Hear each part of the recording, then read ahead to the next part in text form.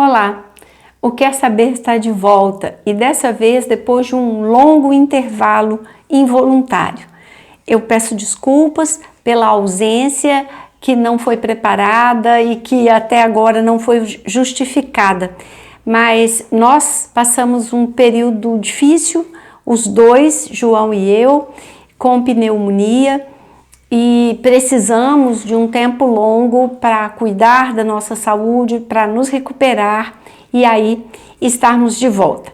É com uma grande alegria que a gente está de volta, porque significa que a gente está bem, né? E porque essa é uma época muito especial, uma época que eu gosto muito, um período que eu acho muito bonito, que é o período, né, a época do Natal, que os nossos pensamentos, que até as nossas ações começam a se encaminhar para o Natal.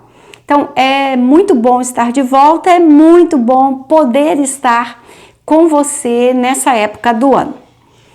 E por causa dessa época do ano, por causa de algumas observações que eu venho fazendo ao longo dos anos, mas especificamente nesta semana, que eu falei que o meu mês de novembro começou na última segunda-feira, dia 18. Então, ao começar o mês no consultório, eu já comecei a conviver com aquelas questões dos amigocultos. Vai ter amigoculto na minha escola? Não vai ter amigoculto na minha escola? A professora deu a ideia do amigoculto, mas ela só vai fazer se mais de 50% da sala participar, e até agora uma grande maioria disse que não vai participar, e aí outros vêm com as questões: na minha sala o amigoculto é de chocolate, na minha sala o amigoculto é de tal coisa. E nos últimos anos eu venho fazendo essa observação. Quando eu estava na escola pública, os primeiros anos da minha vida acadêmica, da minha vida escolar, foram escola pública. Quando eu estava na escola pública, eu me lembro da insistência com que a professora nos preparava para o amigoculto. Normalmente era a gente que queria, eram os alunos que pediam para fazer amigoculto, e a professora exaustivamente explicava: gente, o amigoculto é uma brincadeira. Gente, pode acontecer de você dar um presente que você acha muito legal e de você ganhar um presente que você não acha muito legal. Mesmo assim, nós podemos brincar. Vocês topam? E é como se ela perguntasse: você está preparado para ter uma frustração? Você está preparada para ter uma decepção? E exaustivamente ela falava, e exaustivamente ela passava com a gente as regras da brincadeira, as regras do amigoculto. Sempre acontecia de alguém chorar, de alguém se frustrar. Acontecia às vezes de alguém não ir no dia do amigoculto e alguém ficar sem presente. A professora, né, cuidadosamente tinha lá uma reserva. Acontecia de alguém não levar. Aconteciam essas coisas e elas eram administradas junto com a gente naquela situação. E a gente chegava em casa, e na minha casa a gente tinha a mesma dinâmica que a gente tinha na escola. Claro que você pode participar do amigoculto, mas você tem que estar preparada para ganhar uma coisa que você não gosta. Olha, claro que você pode participar do amigoculto, mas pode acontecer, e se acontecer, é importante que você pense que aquele não é o seu presente de Natal, que aquela situação não é a situação da sua vida, que você tem muitas outras oportunidades, e assim essa dinâmica e essa ideia ou essas ideias associadas à brincadeira do amigo oculto se fixavam, porque elas eram exaustivamente repetidas, trabalhadas com a gente. O que eu vejo hoje? Hoje, nós adultos, temos um medo terrível de que a criança se frustre. E com isso, nós estamos tornando as nossas crianças, os nossos adolescentes, os nossos jovens incapazes de lidar com frustrações. Porque se eles não vivem as pequenas, eles não estão preparados para as grandes. Eu acho que a gente já está repetindo isso demais, eu acho que já está enjoado de tanto que nós da área psi falamos isso. É o adolescente que aí não suporta a primeira perda do amor, o primeiro toco, né? A primeira rejeição, entre aspas, da menina por quem ele estava apaixonado, do menino por quem ela estava apaixonada, e aí não sabe, não suporta lidar com isso. Quando a gente fala não sabe lidar, a gente não está querendo dizer passa por isso sem sofrer. A gente está querendo dizer, entende que às vezes ele sofre, mas que isso não é o resumo, ou não é a única coisa da vida. Sofre aqui, se dá bem ali e assim vamos indo. Então, como ninguém pode se frustrar, os amigos ocultos têm sido pobres. Todo mundo ganha chocolate X ou igualmente pobre. Todo mundo já sabe o que vai ganhar porque escreve. Eu quero um chocolate talento vermelho. Eu quero a caixinha com 12 bombons Ferrero Rocher. Eu quero... Cadê a brincadeira? Cadê a aprendizagem dessas situações de troca? Dessas situações normais que se repetem ao longo da nossa vida, por toda a nossa vida. Que dê a oportunidade de aprender a lidar com uma frustração, sim, mas também a oportunidade das pequenas alegrias, da surpresa. Que dê a oportunidade de você ensinar para o seu filho, para a sua filha, a preparar o presente que ele vai levar com um toque pessoal. Fazer a embalagem, acrescentar um lacinho, colocar um botãozinho aqui para ficar mais bonitinho, colocar uma florzinha ali, um cartão, fazer o cartão ao invés de comprar, prestar atenção nas características do seu amigo oculto e aí saber como presenteá-lo para agradar. E ter a oportunidade de receber essa mesma coisa, esse mesmo cuidado, esse mesmo afeto, essa mesma dedicação. Nós estamos perdendo uma oportunidade de ouro para trabalhar esses aspectos da tão falada educação psicoemocional. Porque essa é uma oportunidade riquíssima, onde você ensina o sentido de presentear, onde você ensina a delicadeza, onde você ensina a observação. O que será que o meu amigo oculto gostaria de receber?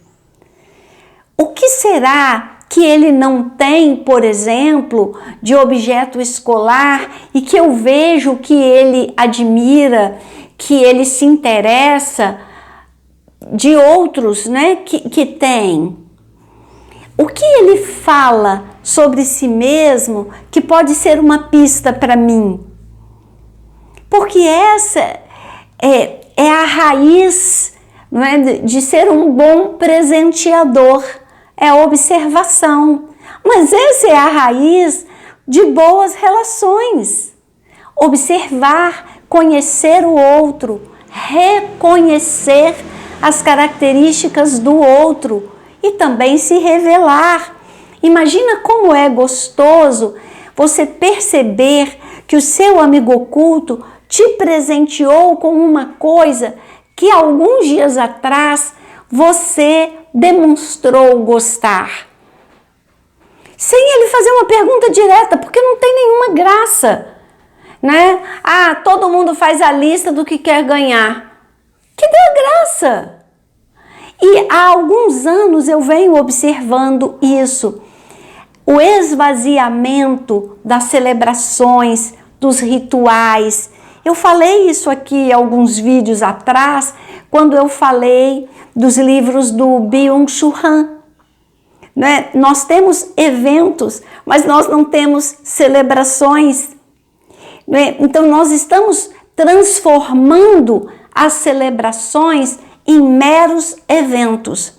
E aí eles são esvaziados, aí eles são frustrantes, eles são empobrecidos de todas as emoções que poderiam compor essa experiência. E muitas pessoas falam, ah, o Natal se transformou numa festa comercial, eu não acho nenhuma graça, por mim, meus filhos não participariam de amigo oculto. Então eu vou te dizer, como é que eu ouço isso, como é que eu leio isso, né? Essas falas e esses comentários. Você perdeu a graça. A graça existe, a graça está aqui. E ela não se perdeu para todos. Algumas pessoas, e eu faço parte desse grupo, continuam curtindo, vivendo, desfrutando essa época com muito prazer, com muita delicadeza, com muita poesia, com muita reflexão, com muito sentimento. E cabe a nós ensinar isso, transmitir isso. E cada um de nós que encontre a sua maneira. Eu não estou dizendo que a minha maneira de viver esse período é a maneira correta, é a melhor maneira. Eu estou dizendo que eu descobri ao viver, ao passar por essa situação, por essa fase, de várias maneiras, eu descobri qual é a maneira que eu mais gosto. E a maneira que eu mais gosto é fazendo essas coisas que estão aqui hoje, enfeitando o nosso cenário, que foram feitas pelo grupo de vida, por mim, pelas voluntárias, pelas pacientes, levando essas coisas para que as pessoas as tenham e com elas tenham um pouco do que a gente vive ao fazê-las com as mãos. Tá vendo minhas mãos? Sem unhas feitas, unhas irregulares, estão quebradas, estão lascadas por causa do trabalho manual, do trabalho artesanal. Mas saiba que dentro de mim tem uma felicidade imensa. Cada vez que eu vejo uma coisa pronta, cada vez que eu vejo uma coisa linda que a gente fez. E isso faz parte da minha preparação para o Natal. Porque isso, se é feito com as mãos, é feito também com o pensamento, com a criatividade, com o que eu preciso pensar para aproveitar aquilo que a gente tem, aquilo que a gente ganhou, aquilo que eu peguei na caçamba da obra, aquilo que alguém falou, quer? E eu falei, claro, né? E tem então o meu pensamento, mas tem muito do meu sentimento. E aí eu vou me aproximando das coisas mais profundas, dos afetos mais profundos que eu tenho no meu repertório relativos ao Natal. E eu absolutamente não concordo que o Natal seja só uma festa comercial, que seja só isso. Eu amo ir às lojas e ver tanta coisa bonita e escolher algumas que eu possa acrescentar ao artesanato que a gente faz, à decoração da minha casa, à decoração do consultório, como expressão do meu sentimento. Isso faz com que eu não tenha que comprar tudo que tem lá, com que eu não tenha que comprar o mais caro, com que eu não tenha que comprar a novidade, mas que eu possa comprar aquilo que me ajuda a expressar o que está dentro de mim. E eu faço a mais absoluta questão de ensinar isso, de dividir isso, por exemplo, com as crianças e até os adolescentes que eu atendo. Nesta semana, que começou no dia 18, eu conversei com todos os meus clientes, crianças, pré-adolescentes, de que eles, a partir de amanhã, me ajudarão a colocar os enfeites de Natal no consultório. São muitos. Eu tenho, acho que 4 caixas de enfeites. Eu privilegio o tema religioso. Eu tenho um Papai Noel que eu ganhei. Não tenho mais. Eu tenho anjos, eu tenho árvores, eu tenho luzinhas e as crianças vão me ajudar a enfeitar. E aí nós conversamos sobre o sentido daquilo para mim. E há alguns anos atrás, uma criança me perguntou: mas você acredita em Papai Noel? E aí eu respondi para ela que tudo que eu quero acreditar que exista, existe para mim. Então sou eu que decido se ele existe ou não. Ela também poderia decidir. Não, eu não tenho que criticar o Papai Noel, a figura do Papai Noel. Eu não ponho. E eu me expresso. Mas eu posso aceitar. Tanto que eu aceitei o que eu ganhei de presente e eu uso. Ganhei de uma criança. Essa criança não está mais lá no consultório, já não é mais uma criança, mas eu uso. Porque ali está o carinho daquela criança por mim. E sempre vai estar ali. Sempre vai estar naquele objeto. Agora, eu me expresso. Eu sou autora da decoração que eu faço e das escolhas que eu faço e eu transmito. E assim eu espero que eu contribua para dar sentido ao Natal de cada criança, de cada pré-adolescente, de cada família. Então eu gostaria que vocês pais, vocês escola, refletissem sobre fazer ou não o amigo oculto, mas considerando toda essa riqueza de possibilidades que ele representa e que podem ser exploradas para a gente construir uma ideia de Natal que não seja essa que a gente tanto critica, mas que tenha a ver com o sentido, com a beleza, com a delicadeza desse tempo.